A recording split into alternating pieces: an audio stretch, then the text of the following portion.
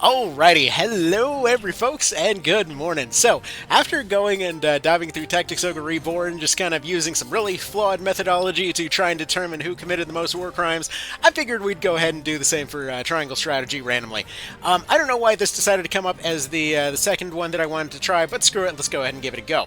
So, to go over the kind of math that I was using for it the first time, we're just going to be going through all of the different articles of the just of what the UN calls a war crime, and essentially giving everybody a score based on how much of that they did. Now, basically, since a lot of these are going to be very kind of situational in terms of what they can be, if it's, for example, a one-off event over something that may not have been terribly intentional, I know they probably wouldn't see any real time for it, then it would simply be rated as a 1. If it's something that was intentional, it basically would be a 500. If it was something that maybe was unintentional, but they were definitely going to do it regardless, it'd be closer to like a 100 or a 250, depending on the severity and what it was. And if there's anything that is severely monstrous, then it's going to be essentially treated as a kind of completely free-flowing score, depending on how many people were affected. As a bit of an example, back on the Tactics Ogre, and there were cases where, for example, one of the conventions is that maiming isn't allowed, given the setting. Everyone's going to get maimed eventually. So we're talking about a case where one guy wound up with a score of only 1 because all of his, essentially all of his crimes would have been self-defense on account of him being essentially a trainer. But on the far higher end, there was a guy that willingly vaporized multiple cities as well as countrysides, breaking several conventions along the way, and so I kind of ballparked it at about a 500,000 plus for all of those. So either way, it's essentially going to be a very non-scientific method. We're just kind of ballparking this and playing it by ear. Additionally, right off the bat, there's 3 that have been taken out of the running entirely, one of whom is pretty much killed immediately upon meeting him, one of whom is basically just sleeping in a river pretty much the entire time, and then canonically doesn't seem to do anything else because he never bothers to speak with his student ever again. And then the other guy, who I'm just going to go ahead and label as mentally deficient, because he could have clearly derailed the entire plot with one sentence as soon as he ran into issues, but then just kind of decided not to. So we're just going to go ahead and label him as clearly senile, and then we'll go ahead and judge everybody else. Okay, so going down this list here, let's go ahead and look over these articles one more time. This is going to be coming from the UN's website directly. Once again, looking through Article 8, going down the list, war crimes are as follows. A would be willful killing, so that sounds like just kind of intentional murder for the sake of murder, just basically taking out specific targets at specific times, whether or not they were primarily necessary for that particular task. Now, obviously there's going to be a few different choices. I mean, basically, the way that we're going to be treating this is even if the plot doesn't necessarily remember most of your choices, the Hague will. So we're going to go ahead and treat all of their choices as kind of being active at the same time. So let's go ahead and go down this list. Now, we're going to start down here at the bottom with Mr. Rufus. Now, as a bit of a personal bias, I would personally hope that this guy had never entered into the game to begin with, because I don't understand why he has seemingly unlimited plot armor despite being an ungodly boring character. Anyway, in his particular case, though, he's a guy that is specifically hired to do political assassinations and whatever else, given the unbelievably boring name of Hero Slayer there. So either way, we're just going to assume he's done this at least 100 times before and go ahead and leave that number on him. Next up, as far as political assassinations go, depending on how things play out, she essentially planned to use, essentially has the means to accomplish a political assassination with a bomb and multiple points, but doesn't appear to do so herself, so she doesn't count in this case. Let's see. Come to think of it, we don't see Mr. Religious Guy on this picture. I just noticed. As in the head of the Blues. Well, that's a bit of a bummer. We'll go ahead and have to add him in up here. Alright, there we go. The issue is corrected. We have the blue guy over here. They, for some reason, don't have a picture of him on the wiki, so we're just going to go ahead and use this blue guy over here. Now, as far as willful killing, technically speaking, the killings that he orders are more executions in nature, so we're going to go ahead and count that as another thing later. Now, depending on what kind of way you go about it, it could be seen as Roland's route, about essentially having anywhere from essentially like 3 to about like, I'd say about 30-ish, some odd unnecessary deaths whenever going and taking back the capital, since his direct plan is to go and take out the leadership there. Now, granted, this is primarily only seen that way because they do have a peaceful option that's available to them. They just choose not to take it. So this would be the fact that they have access to more or less the option to just force them to surrender. Okay, one little interruption later here. So as far as I see it, Roland, technically speaking, orders about 30 potentially unnecessary executions whenever taking back the capital. I say this primarily because Freddy's plan at that point essentially involves a more or less peaceful resolution to the whole problem, and technically speaking, as far as Benedict's plan, we'll get there later. But either way, as far as taking out the leadership and their following soldiers there, essentially ambushing them in the tunnels, technically speaking, you know, it would technically be a willful killing in that particular case, only because it's unnecessary. At least that's the way that I count it. Either way, also I adjusted the colors a little bit so it's a little bit easier to read. Anyway, let's go ahead and move on here. Torture or inhuman treatment, including biological experiments. Arguably, while it is unclear how much of this is necessarily going on, it does sound like that's kind of what's going on over at the medical academy there. Now, that being said, it's only 100 in this case, since we know that they are essentially repurposing the pinks to turn into other things.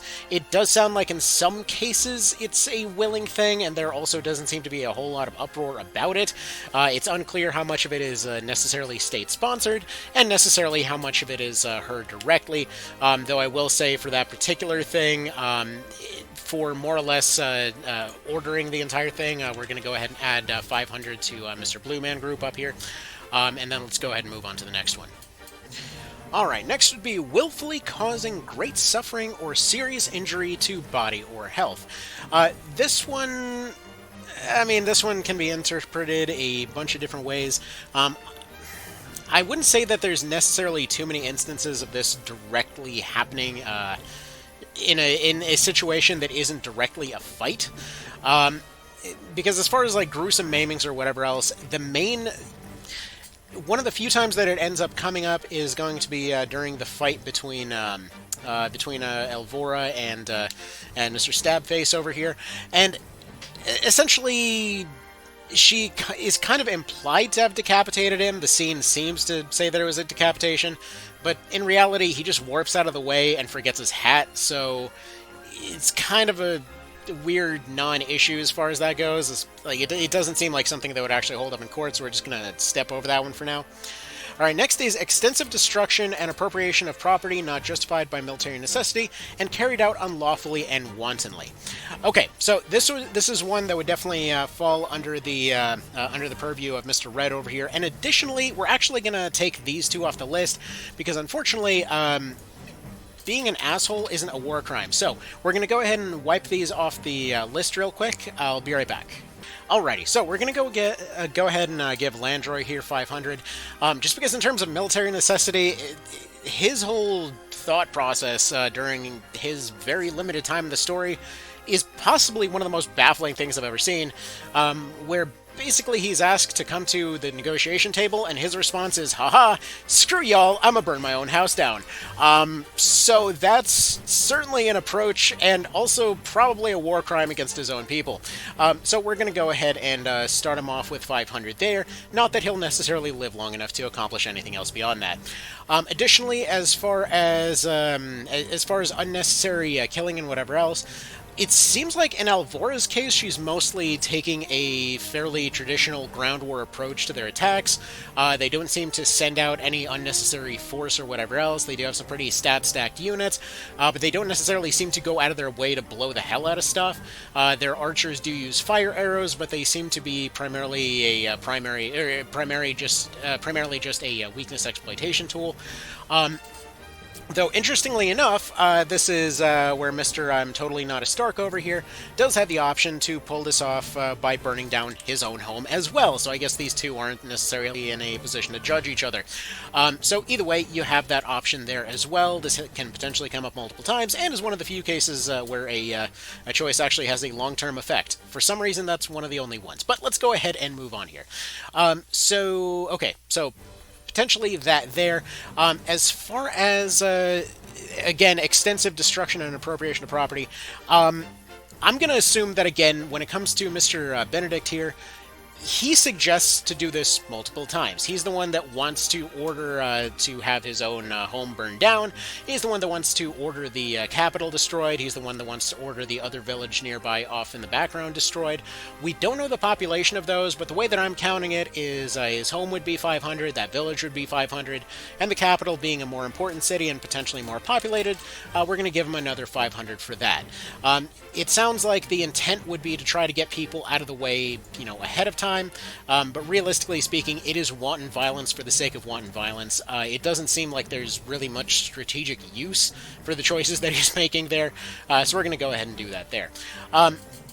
That being said, I'm also going to go ahead and give like 50 over here to Freddy, not because she's intentionally burning down everywhere she goes, but she does, just kind of by happening to show up in a place, happen to set a lot of places on fire. They're very localized fires that are still put out over time and by the rain and whatnot, but either way, she definitely does seem to have a pretty surprisingly, good record of burninating things.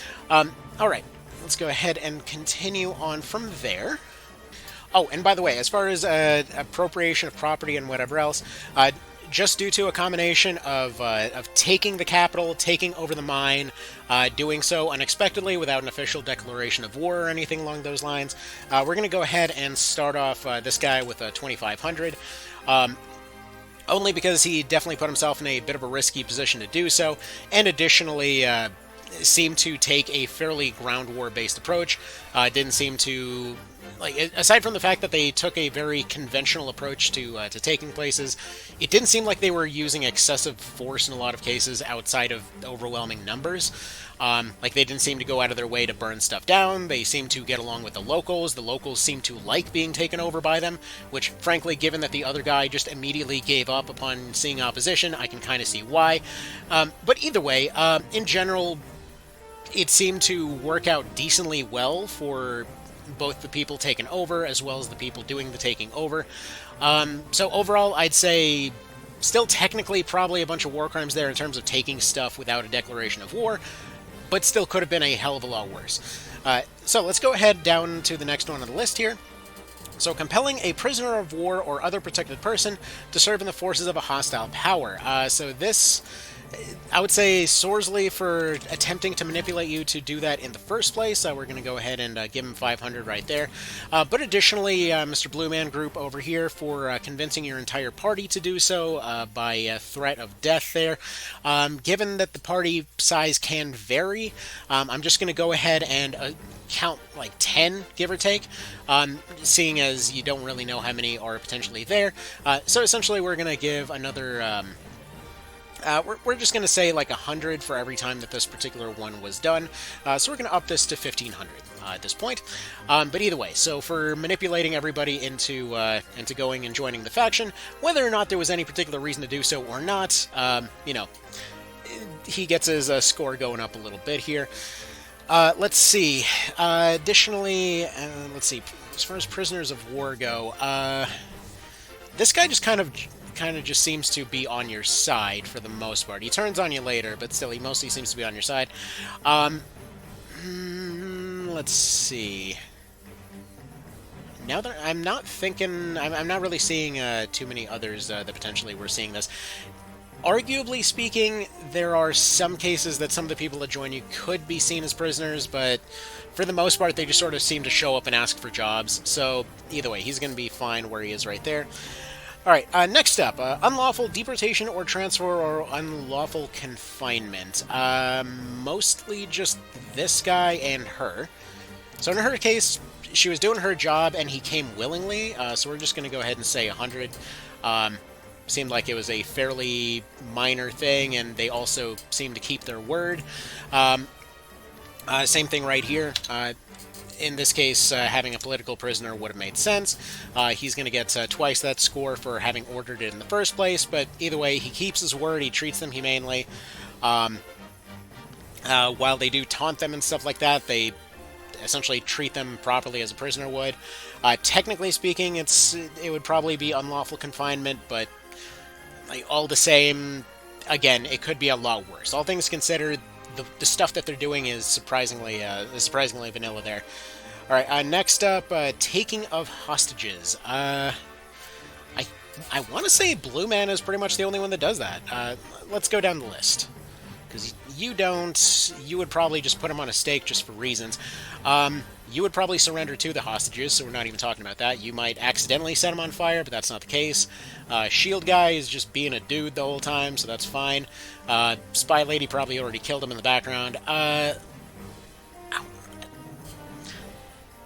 Arguably, this kind of falls into the same purview as the last one, so I'm going to say for the most part, nothing comes to mind as far as directly taking hostages here. Which actually, it occurs to me in the previous one, I should have counted against Vice for taking hostages that one time. Dang it! Always miss something. Anyway, let's go ahead and move on. Alright, next on the list, so this would count for, let's see, international armed conflicts. This is entirely a localized conflict, so this entire section would not actually apply. So let's go ahead and go down the list here. Alright, so a non-international conflict. So violence to life and person, in particular murder of all kinds, mutilation, cruel treatment, and torture. Arguably speaking, the taunting may count as cruel treatment, but that was already counted. Let's see. Technically speaking, I believe it is... Who orders the imprisonment of the Pinkies? We're going to up you to 2,000 for ordering the imprisonment of the Pinkies there. Thing is, they do end up kind of sort of coming willingly, to an extent anyway. I would say if they had put up more of a fight, it may count as a little bit more of a thing there, but still they are enslaving them, so that counts as far as that goes. Additionally, it's only a handful of them. If it was on a massive scale, then there'd be more to it, and I'm sure they meant to imply that it was on a bigger scale, but it's like a dozen people. So that's like that. You see worse things happening, like in Chicago, on a daily basis. Anyway, let's see. Committing outrages upon personal dignity, and in particular, humiliating and degrading treatment. This one, I would say, is definitely worth adding about 2,000 to this guy's score, because yes, in this case, when it comes to the Pinkies they're essentially being treated like absolute, dirt there. There aren't that many of them, but still, they do make a pretty big public display of shaming all of them. Now, in terms of humiliating everybody, this is actually where we have to add at least 50 to Huette for basically trivializing about 80% of the maps in the entire game. It's got to be pretty humiliating.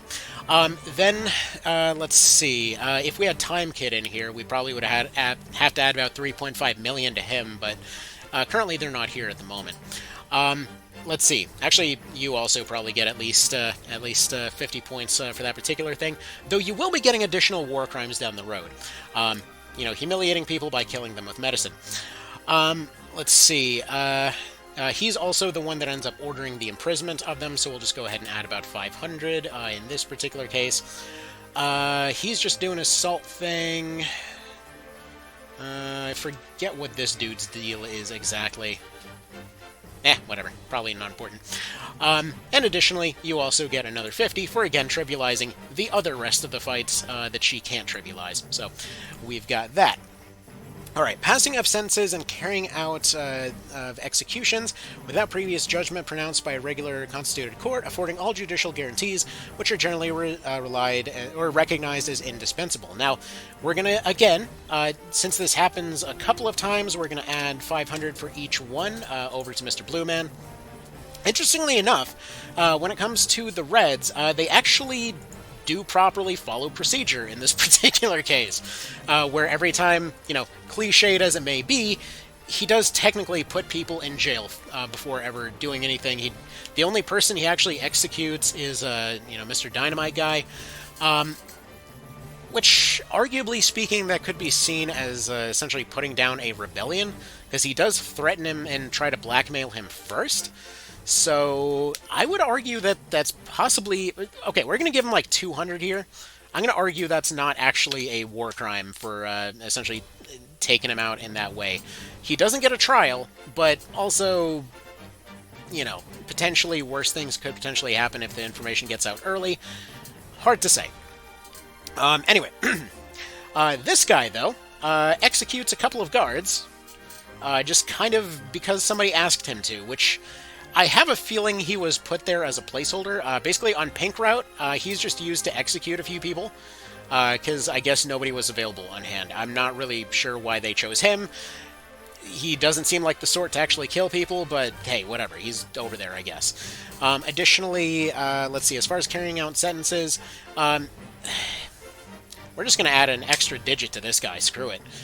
This guy basically carries out sentences in the name of pretty much everybody. But in his particular case, it's fairly indiscriminate. He's just kind of ordered to go do it. But he does essentially sentence what would be a very potentially interesting route where you're fighting off all the other factions into a pretty boring corner because his boring self keeps coming back. Which, frankly, should be a crime in and of itself. Alright, so, let's see. Intentionally directing attacks against civilian population, such as against individual civilians not taking part in hostilities. Funnily enough, this again falls under Landroy's purview. Basically orders everyone to go and fight and burns down their homes. What an asshole. Let's see. I don't believe he actually conscripts the populace to go fight you because he needs their support. These guys kind of sort of have a mandatory... I'm trying to remember whether, like, how mandatory it actually is. Because it seems like they kind of live a fairly, what's the term? Fairly charmed life to not really run into those issues. Though, that being said, in terms of sending civilians into fights... I can think of at least, like, 4 instances where you individually would go and send civilians into fights. So we're just going to go ahead and put you right there. Giving a score of 250 for every time that you do that. Because you got the little clown girl, which, by the way, also, we're going to go ahead and add another 500 for one later, because you can't send minors into a war. You're sending a doctor into the fight directly with only a knife.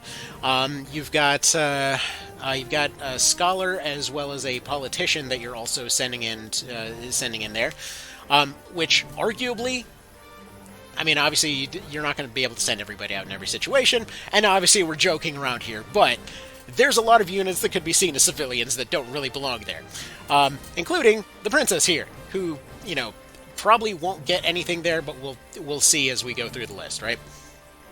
Alright. So, intentionally directing attacks against buildings, material, medical units, transport, personnel using the distinctive emblems of the Geneva Conventions in conformity with international law. Now, we're going to go ahead and substitute this real quick to say medical buildings. To just say medical buildings in general, because all of this stuff didn't exist yet, in which case we'll go ahead and add 1,000 over here to Freddy, because she does order an attack against a hospital, and then essentially weaponize the stuff inside. Additionally, due to ordering attacks against, you know, against multiple buildings as well. We've technically already counted him here, but this does seem like it would be its own individual count as far as Benedict's plans go. So we'll go ahead and add that on top of there. But again, as far as being civilian infrastructure, Freddy also technically orders the attack on the bridge, which is arguably the most peaceful solution in that whole situation, but it is still technically civilian infrastructure. Personally, I feel like that's by far the best outcome, no questions asked. Anyway, let's see. Intentionally directing attacks against personnel, installations, material, units, or vehicles involved in a humanitarian assistance or peacekeeping mission in accordance with the Charter of the UN. Let's see. Are there any situations when you would directly be attacking hospitals? Well, that don't involve directly you, or rather, attacking humanitarian stuff. Arguably speaking, when you're...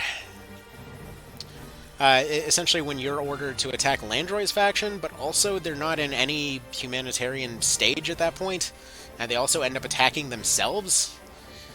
I don't know how you'd calculate that clusterfuck, to be honest. It's, yeah, I got no clue. Also, you may notice there's a few outliers here in terms of what are they even doing here.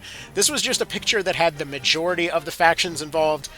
We're just rolling with it. This was a very last minute, I just felt like doing it thing. Okay. So we're just going to not add any scores for that one. Alright, intentionally directing attacks against buildings dedicated to religion, education, art, science, or charitable purposes, historic monuments, hospitals, and places where the sick or wounded are collected. Again, we've already counted Freddy for one statute of it. We'll go ahead and again give her 2 more counts for this, seeing as that again she attacks a hospital and then attacks a church. You are the one that also orders those same attacks, so you again get another 1,000 right there. Let's see. Technically, the Reds end up attacking the Blues later, so we could argue their entire place is just one gigantic, like, church and other thing, but it does mention specifically when they're not military objectives, which only your faction does. These guys only attack once they're in a state of full war there, but either way. So we'll go ahead and leave that right there. Alright, pillaging a town or place even when taken by assault. This one would definitely count against you here, so we'll go ahead and say, give you another 500, put you up to 3,400 here. Pillaging a town, you are definitely guilty. I know y'all went into the capital and pillaged your own capital for all that free money towards the middle of the game. I know you did. Let's see, who else does some pillaging? Technically speaking, we could argue Merchant Guy, but he's not even on the list, and I don't like him enough to even bother adding him to it, so let's go ahead and leave them there. You could argue she's war profiteering by making everybody's crops grow, but nah. Interestingly enough, these guys don't seem to pillage the capital as much as you do, so good going, Mr. Serenoa. Anyway, yeah, I want to say that's pretty much all of it.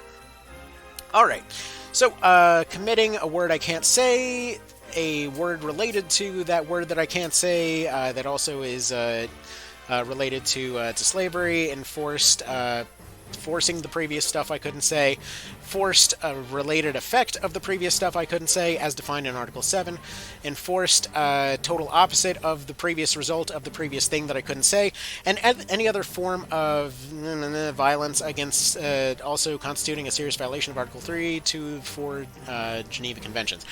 Okay, basically we're just going to go ahead and add another, like, 3,000 on you then, or basically just up that to 8,000 at this point. That type of thing is generally not really done in this particular setting. However, when it comes to just really screwing up one particular faction, the Blues just by far treat somebody the worst, and it's sort of implied that, you know, the Pankies related to the Hankies is kind of just a related part of that potentially in the background. They thankfully don't go down that particular road terribly much here, but, yeah. Aside from that, literally the closest thing that ever happens is, like, some weird tension between the princess and the general over here.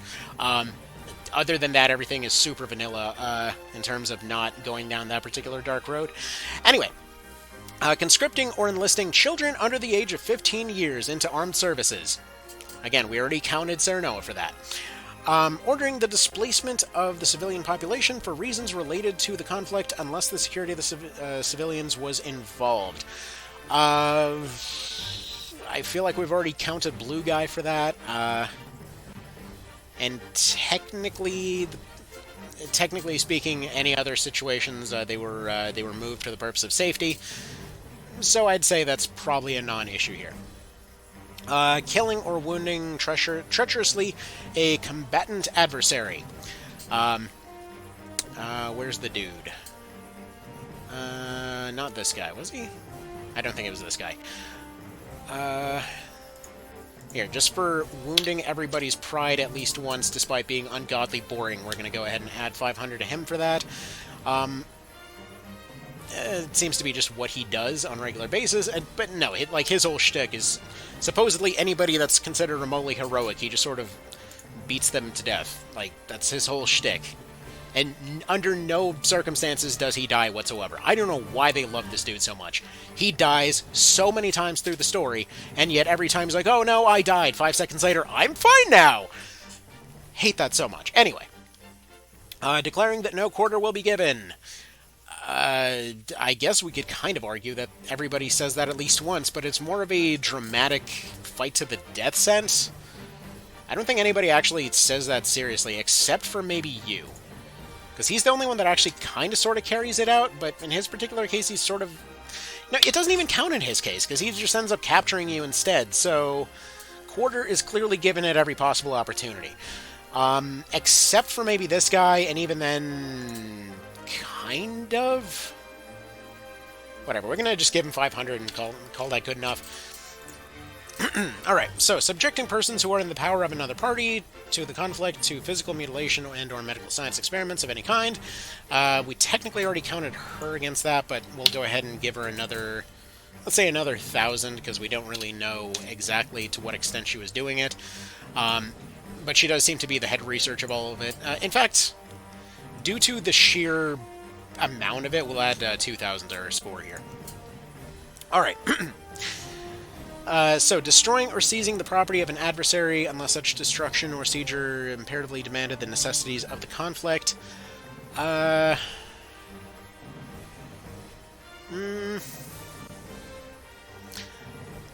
let's see. I'm trying to think when it wouldn't have necessarily been the case, because let's see, when the reds are attacking the yellows, let's see. Technically speaking, they go attack the greens just get taken out. Like, they more or less get wiped out largely on account of Landroy can't stop self-destructing his own factions, so... Like, it's implied when Alvora shows up that she was just going to fight them in a very conventional sense. When you go down the opposite route, you find out that he sets his own stuff on fire, so it's kind of implied that that's his plan the whole time. That's his only backup plan, set everything on fire, instead of actually bothering to fight anyone, despite the fact that he's giving this whole big speech about how he's going to fight everyone. So it's kind of implied that, again, she shows up to have a very conventional fight, he just self-destructs everybody, and she just sort of walks away from the whole situation like, well, whatever the fuck that was. When she attacks you, again, very conventional. When he attacks the capital, again, very conventional. Let's see, when they attack the blues, pretty much very, again, directly conventional. Nothing really goes... The last few here.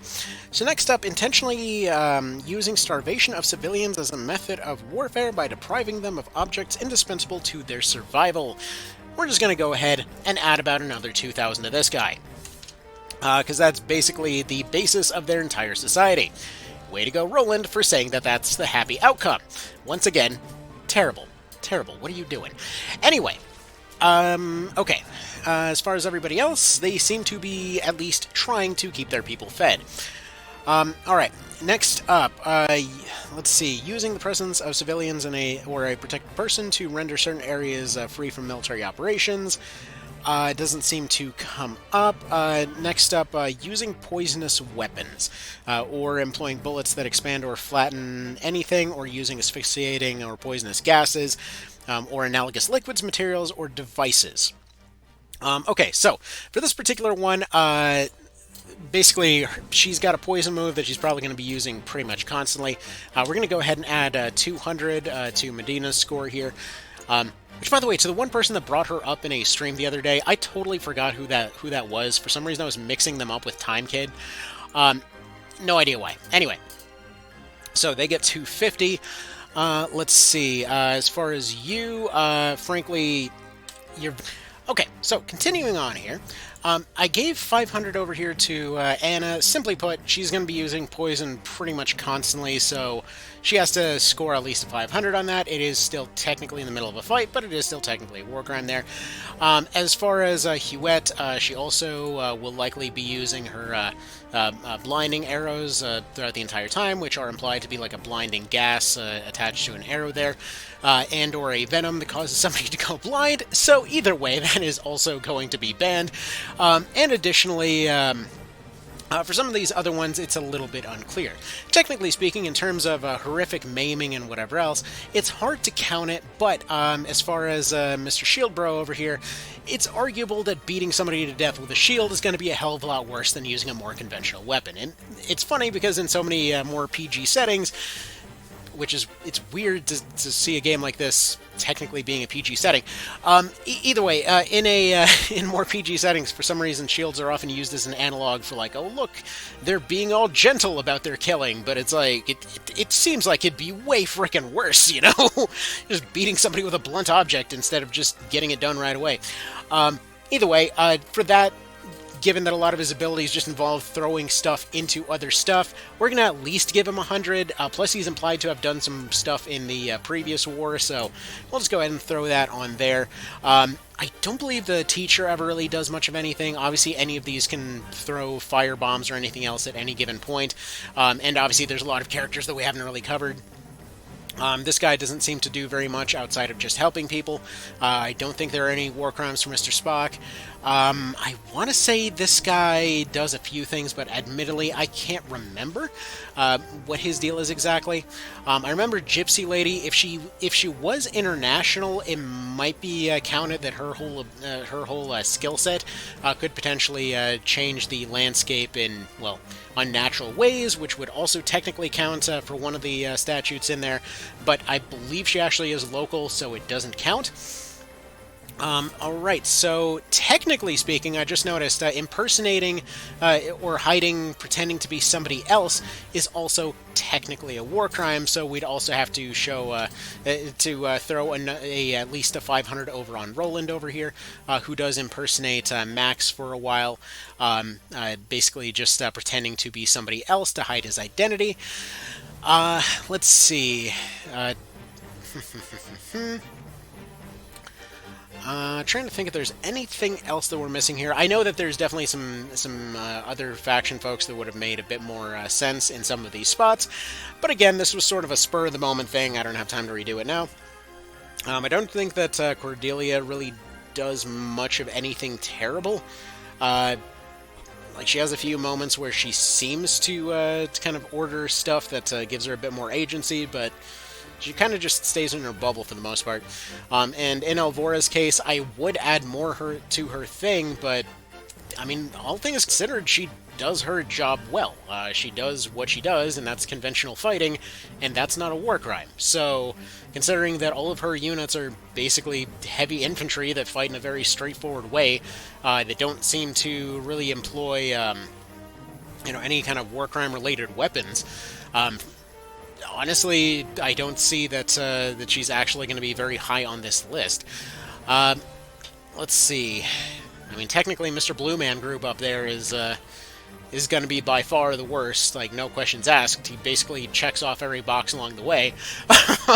but okay. So let's go ahead and rank them up then. So on the very bottom, we've got very many of our characters that are innocents because they simply don't interact with much of anything, so that's kind of fine over there. As far as the bare minimum, but still technically doing stuff, we have Shield Bro and Elvora, both of whom are, well, basically going to be doing conventional fighting, generally going to be pretty down-to-earth people, don't seem to employ any particularly shady methods of doing things. So, either way, good on that. Good on them for actually following the laws there. Next up on the list, we've got Medina over here, who, technically speaking, probably poisons as many people as she heals, but technically speaking, it could be seen as self-defense in her case, since she was essentially ordered by this guy over here to go fight in a war, even though she basically just volunteered for medic duty. So, she was offering to watch the medical tents at the camp, and he's like, hey, guess who just volunteered for the front line? Anyway, next up on that list, we've got Mr. Salty Hands over here, who's totally not evil. In his particular case, he was technically a smuggler, technically did a few shady things. Guy was a bit of a prick, but either way, he gets himself got before he can accomplish anything too scary. This guy's mostly just following orders, and in his case, honestly, I feel like I may have even rated this guy a bit too high. We should probably just put him down to like 200 or so, because for the most part, he's a war profiteer, which like, is shady and terrible, but also technically he's just making money off the situation without directly involving himself too much, as far as I can recall. But at the same time, he does technically just stab two guards just doing their jobs.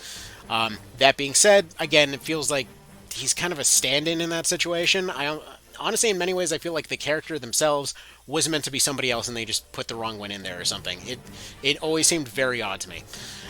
Anyway, so either way, that's just personal opinion on that one. Next up on the list then is going to be Roland, who for the most part just likes to surrender constantly. Either way, he has a few cases where he technically orders war crimes and/or participates in them himself, but for the most part, he's definitely on the more innocent side of this list. Next up from there, we have our resident overpowered characters, with the spy constantly poisoning people. Honestly, this should probably be quadruple the score, given how consistently and prolifically they do it throughout the game, but we'll go ahead and just kind of put in a statute of limitations / you can't prove how many of those corpses were secretly me, Judge, kind of situation. And in her case, we'll just assume that everybody conveniently went blind. I don't know how they're going to pull that off in court, but we'll go ahead and call that good enough. Next up on this list is going to be Landroy, whose primary crimes were against him and his own people. I mean, again, we took 2 out of the list because being a terrible person was not a crime. In his case, it was. Yeah, what a weird character. Like, on the one route that he agrees to support you, he never bothers showing up because he sets himself on fire fighting Elvora, and then on the other route, he sets himself on fire fighting you. Like, come on, you that is your only plan? That's your one trick you're gonna play, man? Anyway. Right above that, we have Rufus, the killer of all enjoyment, and/or fun, and/or interesting design. Screw that guy. Anyway, next up on the list is, let's see, who's actually technically right above that? It's going to be Freddy. She does technically order attacks on hospitals and set a lot of places on fire, but overall, I'd say, okay, yeah, no, they're still technically pretty well high on this list. She does a lot of things that are well-intentioned, but also probably would be quite frowned upon in the international community. Being a pyromancer while doing all those things certainly doesn't give a good look there. Next up, surprisingly, we've got Benedict. I would have expected him to be at the top of this list, to be honest. He does order a lot of the things that Roland does, which technically, I kind of feel like. That's the thing. See, I would say he orders a lot of the things that Roland does, but at the same time, Roland always suggests them first. Or at least suggests them at the same time. Like, in most cases, it comes along the lines of, like, Roland walks into the room, and like, well, the weather said rain today, I've decided to surrender to the rain clouds, and then Benedict would show up like, well, we could use the star advantage and just use him as an umbrella. So, I'm thinking in this particular case, his score is surprisingly fine. He does order attacks on multiple cities for no apparent reason, including technically flooding out multiple different areas, which actually, just for the purpose of population density alone, I want to say at some point they said, I think they did mention a number for that, that it would have been like 1,500 people or so. Whatever, we're going to add 1,500 to his score just because of the number of people potentially affected by his decisions. We'll, again, kind of ballpark on the low end there, but we'll say he winds up at about 4,500, so he wouldn't actually be next on the list. We'll get to him in a moment. In that case, next would be, I guess, Serenoa here. Again, conscripts child soldiers, orders a lot of people to fight their own country, technically orders attacks on hospitals and religious buildings. Suddenly that well-meaning scowl turned into a very Big Boss-esque sneer, didn't it? But anyways, yeah, the guy does, despite playing innocent at every possible opportunity, technically I don't think I even docked him any extra points for pretending to go enslave the Pinks there. I don't think that it even counts, because even when he says he'll do it, he never does. He shows up and other people are already doing it, so either way, he doesn't necessarily lose points for that one, but just for the stuff he directly does, we're going to leave him at 3,500.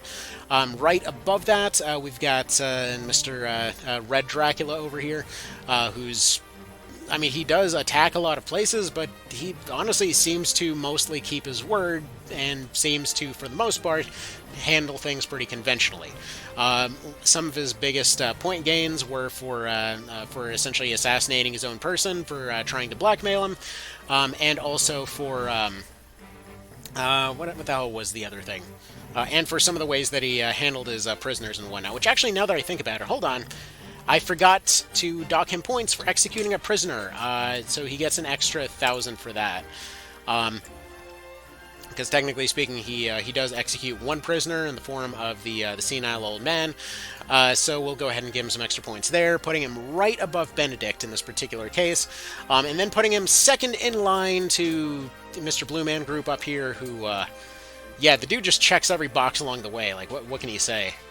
Now, granted, given, like, the guy's an absolute frickin' monster for a lot of the stuff that he does, especially given the fact that he's actually manipulating people with a cult, which is surprisingly not a war crime, and giving a lot of false information over who's involved in what, which, again, apparently is not a war crime. So he's just at, like, 10,000 here. If we counted every terrible, like, thing morally speaking, we probably could easily go tenfold that score. Surprisingly, despite everything, he still doesn't reach the, like, 500,000 that we got from Rowdy Roddy last time. But we'll see how this continues on as we go through the genre, you know? So either way, that's about that. Hopefully y'all found this bizarre take on all of this stuff a bit of fun. I personally just find it fun to go and break all this stuff down. Yeah, it's definitely making light of an absolutely horrific thing, but also at the same time, it's the subject matter that all these games love to cover, and a lot of times they kind of gloss over a lot of these things, so there's that. Anyway, I'd love to hear any objections to the score, because obviously the scoring method is absolute hot garbage, but it's a convenient way to internalize all of this stuff, and at least seems mostly accurate for all intents and purposes. Anyway, we'll consider that good enough. Y'all have yourselves a good one, and I'll see you in the next one.